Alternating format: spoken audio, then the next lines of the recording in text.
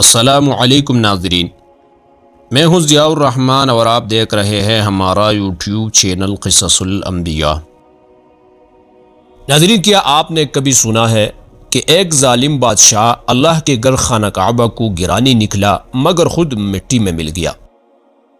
وہ کون تھا اور اس کی اصل نیت کیا تھی؟ کیا وہ واقعی خانہ کعبہ کو مٹا سکتا تھا؟ اس بادشاہ نے خانہ کعبہ کو تباہ کرنے کے لیے اتنی بڑی فوج کیوں تیار کی؟ اور عرب کے قبائل انہیں روکنے کے باوجود ناکام کیوں ہوئی؟ اور جب وہ بادشاہ مکہ کے قریب پہنچا تو قریش کے سردار عبد المطلب نے اس سے کون سے حیران کن بات کہی کہ وہ حیران رہ گیا؟ آخرکار عبد المطلب نے خانہ کعبہ کی حفاظت کی بات کیوں نہیں کی اور ان کا مطالبہ کیا تھا؟ اور ناظرین، ایک ایسا لشکر جسے دنیا کی کوئی فوج نہیں روک سکتی تھی، اللہ تعالیٰ نے اس کو ایک چھوٹے سے مخلوق کے ذریعے کیسے ہلاک کیا؟ تو ناظرین، ان تمام سوالات کے جوابات جاننے کے لیے ویڈیو کو آخر تک ضرور دیکھیں، کیونکہ یہ ایک ایسا واقعہ ہے جو طاقت، غرور اور اللہ تعالیٰ کی بے مثال قدرت کی ایک ناقابل فراموش داستان ہے۔ ناظرین، اصحاب الفیل کا واقعہ عرب کی تاریخ میں ایک عظیم اور یادگار واقعہ ہے۔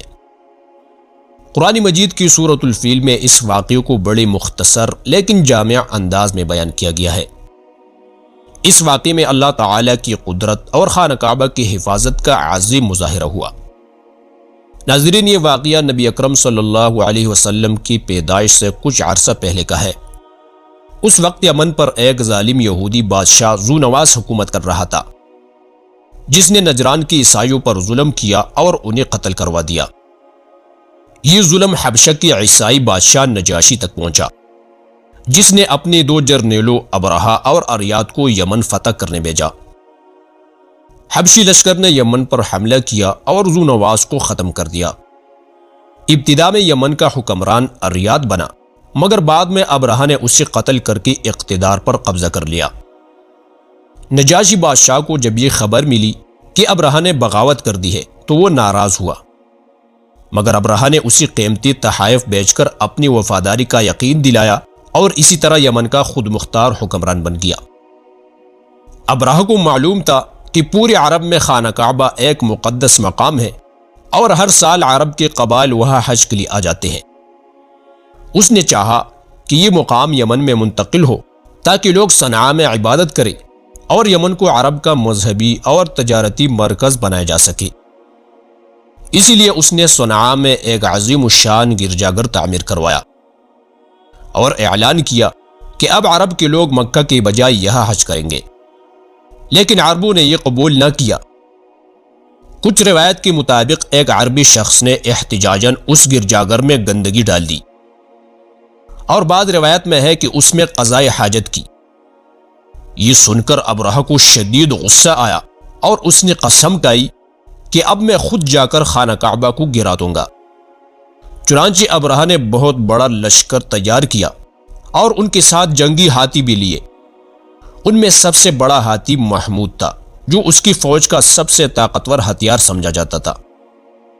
جب وہ عرب کی طرف بڑھا تو کئی قبائل عرب نے اس کی مزاحمت کی، مگر ابرہہ کی طاقت کے آگے زیادہ دیر نہ ٹھہر سکے۔ جب ابرہہ طائف پہنچا تو بنو ثقیف نے اس کی مدد کی، کیونکہ وہ بھی نہیں چاہتے تھے کہ مکہ کی حرمت برقرار رہے۔ بنو ثقیف نے ابرہہ کی رہنمائی کے لیے ابوالرغال نامی شخص کو بھیجا، مگر جب ابوالرغال مکہ کے قریب پہنچا تو وہی مر گیا۔ جب ابرہہ مکہ کے قریب پہنچا تو اس نے قریش کے اونٹ ضبط کر لیے، جن میں 200 اونٹ عبد المطلب کے بھی تھے۔ چنانچہ عبد المطلب، جو قریش کے سردار تھے، ابرہہ کے دربار میں گئے۔ ابرہہ نے سمجھا کہ وہ خانہ کعبہ کی حفاظت کی درخواست کریں گے، مگر عبد المطلب نے صرف اپنے اونٹوں کی واپسی کی بات کی۔ ابرہہ حیران ہو کر بولا، تمہیں اپنے اونٹوں کی فکر ہے مگر خانہ کعبہ کی نہیں؟ عبد المطلب نے جواب دیا، اونٹ میرے ہیں، اس لیے میں ان کا مالک ہوں، اور خانہ کعبہ اللہ کا گھر ہے، وہ خود اس کی حفاظت کرے گا۔ ابرہہ کو یہ سن کر مزید غرور آ گیا اور اس نے اعلان کیا کہ کل صبح وہ خانہ کعبہ کو گرا دے گا۔ چنانچہ ابرہہ کا لشکر جب مکہ میں داخل ہونے کے لیے چلا تو ہاتھی محمود نے آگے بڑھنے سے انکار کر دیا۔ وہ مکہ کی طرف بڑھتا ہی نہ تھا مگر یمن کی طرف رخ کرتے ہی دوڑنے لگتا۔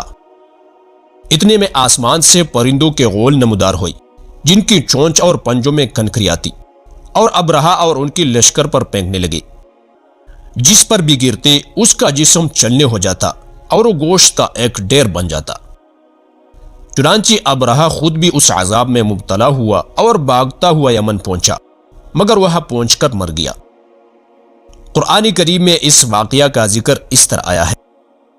چنانچہ سورۃ الفیل میں اللہ تعالیٰ کا فرمان ہے، أَلَمْ تَرَ كَيْفَ فَعَلَ رَبُّكَ بِأَصْحَابِ الْفِيلِ؟ کیا تم نے نہیں دیکھا کہ تمہارے رب نے ہاتھی والوں کے ساتھ کیا کیا؟ أَلَمْ يَجْعَلْ كَيْدَهُمْ فِي تَضْلِيلٍ؟ کیا اس نے ان کی چال کو ناکام نہیں بنا دیا؟ وَأَرْسَلَ عَلَيْهِمْ طَيْرًا أَبَابِيلَ، اور ان پر پرندوں کے جھنڈ بھیجے، تَرْمِيهِمْ بِحِجَارَةٍ مِّن سِجِّيلٍ، جو ان پر پکی مٹی کے پتھر پھینک رہے تھے۔ فَجَعَلَهُمْ كَعَصْفٍ مَّأْكُولٍ، تو ان کو کائے ہوئی بوسی کی طرح کر دیا۔ ناظرین، یہ صورت اس واقعے کی جانب اشارہ کرتی ہے کہ جب اللہ تعالیٰ نے پرندوں کے ذریعے ابرہہ کے لشکر کو تباہ کر دیا جو خانہ کعبہ کو منہدم کرنے کے ارادے سے آیا تھا، اللہ تعالیٰ نے ان کا ایسا حال کیا جیسا کہ کایا ہوا بوسا ہوتا ہے یا ایسا بوسیدہ تنکا جو جانور چبا کر چھوڑ دے، یعنی بالکل بیکار اور نیست و نابود کر دیا گیا۔ ابرہہ نے خانہ کعبہ گرانے کی سازش کی مگر خود ہی خاک میں مل گیا۔ ناظرین، یہ واقعہ ہمیں سکھاتا ہے کہ اللہ تعالیٰ کی دین کو مٹانے والے خود مٹ جاتے ہیں مگر اللہ تعالیٰ کی نشانیوں کو کوئی نقصان نہیں پہنچا سکتا۔ یہی وہ عظیم داستان ہے جو قیامت تک یاد رکھی جائے گی۔ ناظرین، امید کرتے ہیں کہ ہماری ویڈیو آپ کو پسند آئی ہوگی۔ اگر ویڈیو پسند آئی ہو تو ویڈیو کو لائک، شیئر اور کمنٹ میں اپنے رائے کا اظہار ضرور کیجیے گا، اور اگر آپ اس قسم کی مزید ویڈیوز دیکھنا پسند کرتے ہیں تو ہمارے چینل قصص الانبیاء کو سبسکرائب کریں۔